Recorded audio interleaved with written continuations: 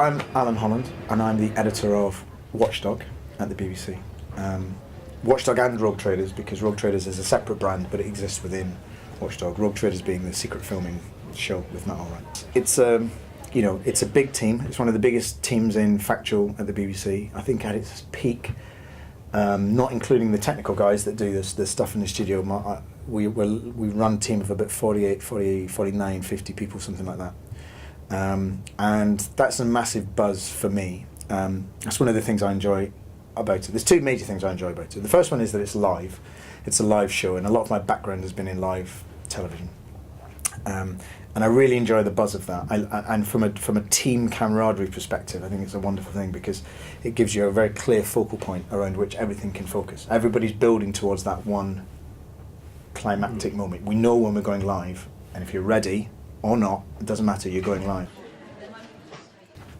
If you panic, it's going to go wrong, is the thing. So that's the mindset you've got to work in. You've just got to think, okay, this is not going to be ideal, but we'll get through it somehow if there's a calm head, and my job is to be the calm head. Yeah. And I suppose it takes a while to get your temperament to be into that sort of mindset. But yeah, I'm quite naturally a calm person. But that's another thing about live, is that you have to be ready for things going not to plan, because you can always anticipate where the moments are when things are likely to go awry. And if you've done all of your thinking in advance of that point, all you're really doing is deciding, okay, we're going with plan B or we're going with plan C. You're not going, what is plan B? Because you need to be immediate, and you got and people look to you as the kind of the leader of the show to have that clarity of thought, to say, right, this has happened, it's not gone right, but we're going to keep on air because we're going to do X and Y. And it's a big ask to do all of your thinking in that split second, because sometimes you're only going to get 2, 3, 4, 5 seconds notice that something's gone wrong, So that's the thing, live TV is all about keeping calm and thinking about your contingencies and doing all of your big thinking in advance. And if you can do that, everything in theory should go according to plan. Watchdog is one of those strange programs where it's considered a real training ground for journalists, really, and for young filmmakers.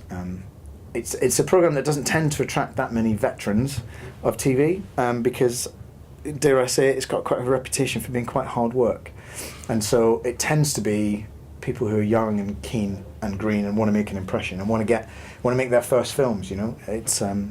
It's one of the great dilemmas in TV at the moment, I think, is people having the opportunity to come in and get ownership of their own material, to be able to write the stuff, to shoot the stuff, and then to edit the stuff. And that is what Watchdog offers these young filmmakers. And so, for me, it's a massive buzz to be able to work with journalists and see them progress, Not just, I'll bring people onto the series and they're new to the series, and so the first couple of films they make are really bizarre. It's a bizarre process to them.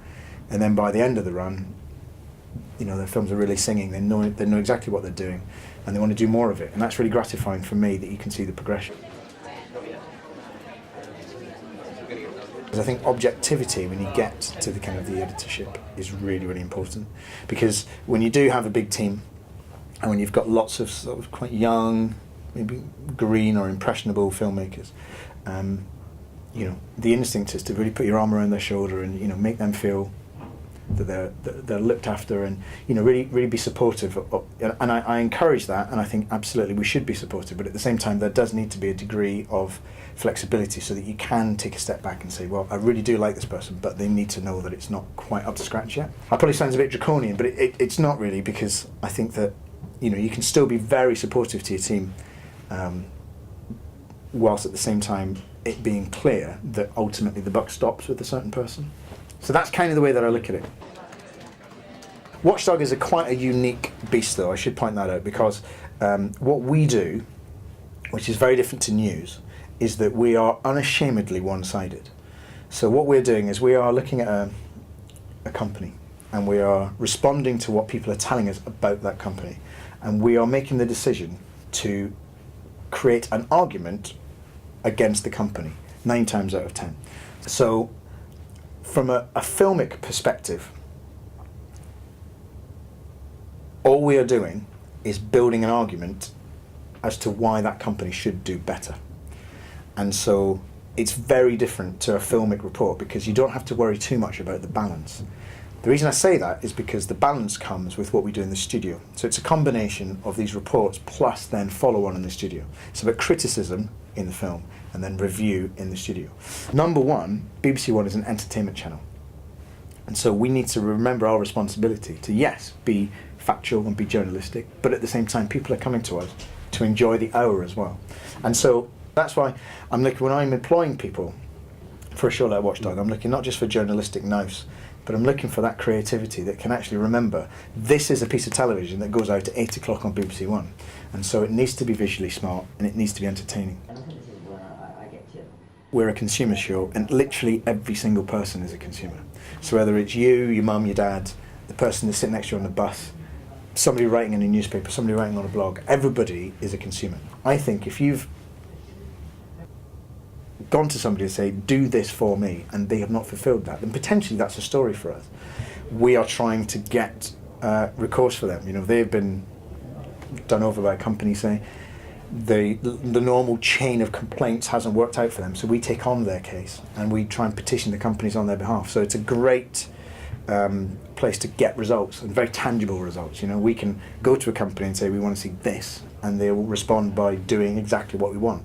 Sometimes, I mean not all the time, but when you get that, and you get, you know, a law changed, or you get a product changed, or you get just even you just get a refund for a family, it's extraordinarily gratifying.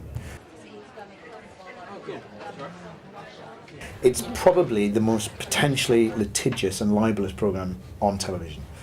And so every time we do one of these investigations, we need to be 110% sure that what we're saying is right. Because effectively we spend the whole hour saying, don't trust them, they're not doing their job correctly, you know, this guy's a rogue, whatever it would be. And so we work extraordinarily closely with our lawyers to make sure that every accusation and every allegation is backed up, and that therefore we can say what we're saying effectively. And then, you know, from my perspective, I'm forever telling the team, I want us to push the accusations as far as we can possibly push them. I'd much rather attempt to land a knockout blow in every single report than just sort of, feign a punch or whatever it would be. I'd much rather just really go for the hammer blow. And in my perspective, the job of our lawyer is to rein us back in. I never want the lawyer to be saying to us, oh, you could push this further. So I'm always saying to them, push it as hard as you can push it. And the way to do that, and the way to be confident about how to push it, is by being right.